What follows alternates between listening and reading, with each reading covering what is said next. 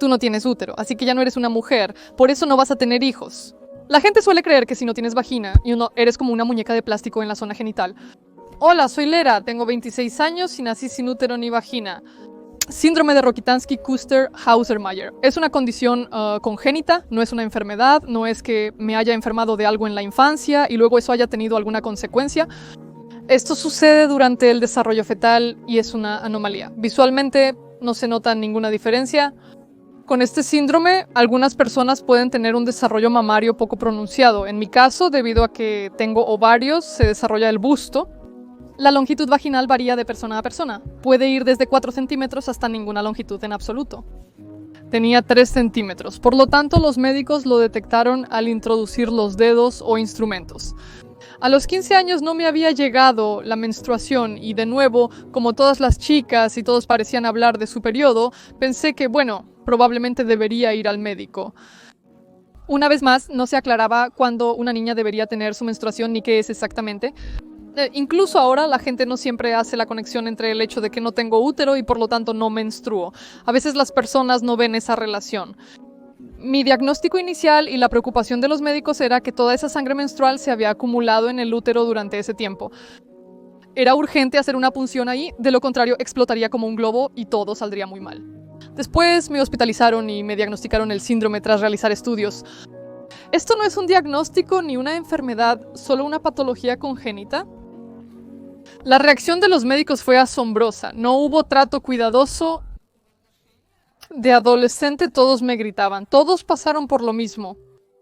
No tendrás hijos. ¿Cómo estás? Hazte rápido la operación.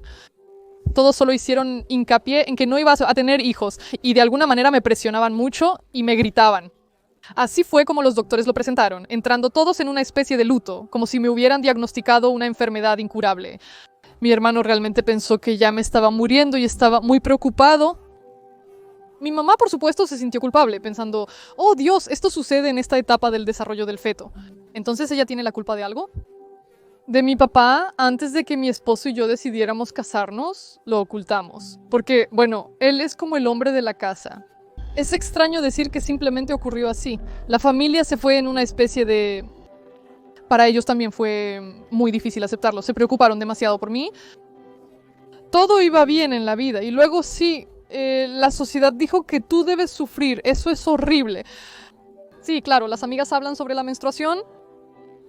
O te preguntan, ¿tienes una toalla sanitaria? Y no sabes qué decir. Porque, o sea, soltarles toda esa información y decir, ¿saben? No, y no la necesito. También es como raro. O sea, claro, sí, daba pena hablar de eso.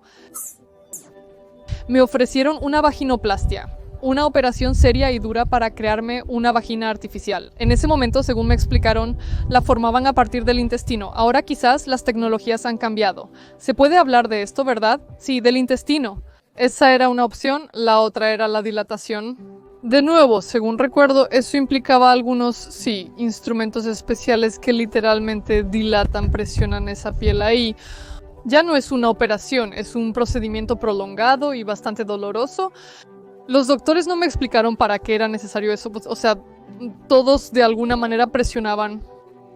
No te vas a casar porque no tienes vagina y necesitas hacerte una para que puedas tener esposo, para que puedan tener sexo vaginal. Pero nadie explicaba, de nuevo, cómo me iba a sentir con eso, que yo, de alguna manera, ellos hacían más hincapié en que simplemente será un conducto por donde se podrá meter directamente el pene. Lloré mucho porque sí, por esto, que no puedo tener hijos, que no voy a tener sexo, que no me voy a casar y que nadie me va a querer así. Lo más difícil psicológicamente fue aceptar que soy mujer y que soy femenina. Porque, bueno, si no tienes útero, entonces ya no eres mujer. Aunque tengo un certificado, ahí dice, nos hicieron análisis, soy una chica. Todos tenían diferentes ideas sobre cómo se puede hacer una vagina. Y un profesor al que me enviaron, que dicen que ya le había hecho esta operación a una chica en Bielorrusia. Visité al médico para una consulta y recomendación sobre una cirugía, pero ni siquiera me examinó en esa ocasión. Simplemente sacó de debajo de la mesa un pegamento PVA en forma fálica. Era, no sé, de unos 12 centímetros. Y dijo, pues se encuentra algún objeto parecido a este. Hazte un vendaje alrededor de la cintura, así para que parezca como los calzones de un luchador de sumo, más o menos. Y ponte este objeto para que te esté presionando constantemente unas 2 o 3 horas al día y camina así. No comprendía a qué se refería. Incluso le hice esa pregunta como, si se trata de eso, ¿por qué no se puede simplemente tener sexo con más frecuencia? Por ejemplo, su comentario fue, ¿dónde encontrarán parejas tan resistentes y persistentes? Solo hubo un médico que me miró y miró esos 3 centímetros que tengo ahí. Me dijo, ¿para qué? ¿Puedes tener relaciones sexuales, intentarlo si no te duele? O sea, yo no te lo prohíbo. Por favor, ¿puedes prescindir de esta operación? Ahora mi vagina ya se ha estirado hasta un tamaño, bueno, otra vez, normal. No sé si se puede bromear, pero nosotros bromeamos diciendo que mi esposo simplemente tiene el pene pequeño. Porque bueno, ahí no sé, son como 15 centímetros o algo así. Al ser tejidos pueden estirarse. Y o sea, yo me las arreglé sin esa operación. Desde los 15 años, con ese chico que ahora es mi esposo, con Boba, ya llevamos 11 años juntos. La gente me decía que no debía contarle eso, o me dejaría o estaría conmigo por lástima. Probablemente aún piensen así. Tenemos relaciones sexuales, tenemos sexo vaginal. En todas partes lo intentamos después porque otra vez sí, o sea, como dijo el doctor en ese momento, que podíamos intentarlo, lo intentamos. Todos sienten placer, pero las mujeres no siempre lo obtienen de la misma manera. Así que en realidad no hay ninguna tragedia en que las mujeres no tengan vagina. La primera vez fue con confianza, sin prisas. No fue doloroso, precisamente porque fue hasta donde lo permiten ahora nuestra psique y fisiología. Y después como que no fue a ningún lado y todo fue exclusivamente por mutuo acuerdo. Él no lo supo de inmediato, porque cuando yo estaba en el hospital y me estaban dando ese diagnóstico, ese síndrome, él estaba en otra ciudad. Me daba mucho, sí, miedo decírselo. Resulta que sus padres se enteraron primero. Ellos insistían en que se lo dijera, que lo estaba engañando. Nos videollamamos cuando yo estaba hospitalizado. Él mismo lo buscó en Google antes que todos y entendió de qué se trataba. Y cuando ya le confesé todo, él básicamente dijo, sí, como que ya lo sabía, todo está bien. Sí, lo entendí. Era solo mi incomodidad, impuesta por la sociedad, de que no se puede hablar de esto. Me sentía muy incómoda porque él completaba algunas de mis frases. Yo así de, pues sí, simplemente todo es tan en general maravilloso, excelente, súper, nadie te presiona. O sea, no habrá hijos, de nuevo. ¿Qué tan relevante es la pregunta de si vamos a tener o no hijos? Cuando teníamos ahí, yo tenía 15 años y él 18. Yo, en principio, no tengo esa opción. Y realmente me cuesta evaluar cuánto quisiera tener hijos si pudiera tenerlos en cualquier momento. No sé, tener hijos. La maternidad subrogada está disponible para mí porque tengo ovarios y produzco óvulos, aunque estos no se adhieren a ningún útero, simplemente están ahí. Tu hijo no es aquel que salió de ti y eso está bien, pero el sentido está en que sí, en la crianza, estoy a favor de la adopción, punto. Ni siquiera consideraría la subrogación materna. Los padres en ese entonces, en ese momento de mi novio, sí, bueno. En general, ellos cambiaron mucho su actitud hacia mí, precisamente porque no puedo tener hijos, y eso es una desgracia terrible. Y ellos estaban muy en contra de nuestra relación.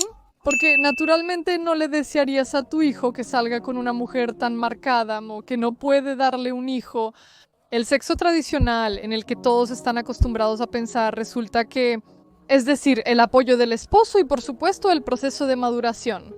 Cuando simplemente aprendes a entender qué es lo que quieres, qué es lo que no quieres y que eso de ninguna manera te define como persona, todo está bien. Ya. Gracias a Dios, ahora me siento exactamente igual que antes de que me diagnosticaran este síndrome. Todo está excelente, soy feliz, no me duele nada, vivo una vida plena en todos los sentidos de la palabra. Vives muy bien, no te duele nada, no tienes tu periodo, al final de cuentas eso es maravilloso. He visitado a una psicóloga, pero no por este tema. La consulté hace un año por mis propios asuntos. Pero debo decir que sí, llegamos rápidamente a las raíces del problema. Por supuesto, algún tipo de la aceptación de una misma y la vergüenza por mis propios deseos o por no querer algo. Es decir, sí, en principio, claro, esto es como la piedra angular de mi personalidad, esa formación y aceptación de una misma. En ese momento, y con ese problema en particular, no acudí a una psicóloga. Esto es literalmente en los últimos años. Yo, de hecho, vivo normalmente con esto, hablo de ello y he aprendido, y a los doctores, a todos los que preguntan durante los chequeos, todo esto, es decir, y entender que no hay ningún problema con esto, todo está perfecto, sí, todo está bien. Me gustaría que les explicaran a las niñas que hay diferentes casos. Algunas personas pueden tener o no tener algo. Por ejemplo, puede que no tengan útero o que no les llegue la menstruación. Hay varias razones para esto. Es como si fueran personas ignorantes. Generalmente, si no tienes vagina, te ven como una muñeca de plástico en la zona íntima. En realidad, no tienen idea de cómo debería verse o cómo se ve. En general, todo es muy individual y es necesario hablar de esto y educar tanto a las personas como a las niñas y a los niños. ¿Por qué decidiste compartir esta historia con nosotras? Por eso mismo, cada niña es diferente y eso es totalmente normal. Y precisamente cuando, al parecer, yo misma finalmente me acepté y superé esto, por supuesto quiero mucho compartirlo para que la gente sepa que esto también existe y que no es un problema, no es una enfermedad y no es algo vergonzoso. Ser joven y vivir sin útero es completamente normal.